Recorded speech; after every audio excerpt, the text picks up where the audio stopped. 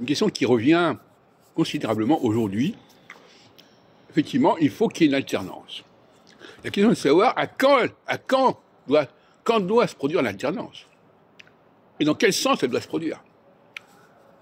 En 2022, lorsqu'il y a eu une nouvelle élection présidentielle, il y avait deux enjeux d'alternance.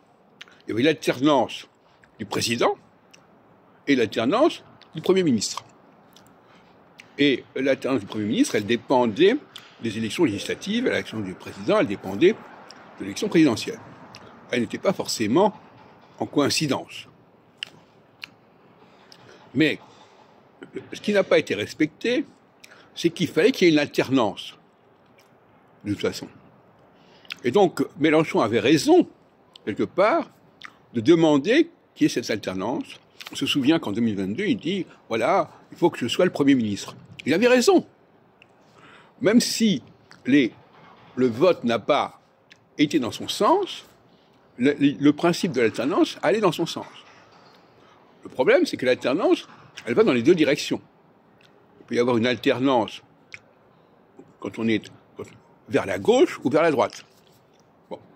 Alors, comme on avait une position plus ou moins centriste, elle pouvait aller dans les deux sens. Et finalement, Macron, en 2022, a maintenu, n'a pas fait alliance ni avec la gauche ni avec la droite, parce qu'il avait la majorité relative. Et justement, cette fameuse majorité relative qu'il a eue en 2022, eh bien, elle est revendiquée 2 ans plus tard par le nouveau Front populaire qui dit « mais c'est nous maintenant qui avons la majorité relative ».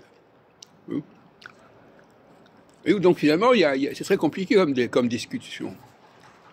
Et effectivement, il aurait été souhaitable, puisque ça ne s'était pas fait en 2022, de faire l'alternance en 2024. Mais il ne faut pas dire que c'est à cause des résultats des élections que ça doit avoir lieu. C'est à cause du principe même de l'alternance. Et c'est ça que n'ont pas compris les interlocuteurs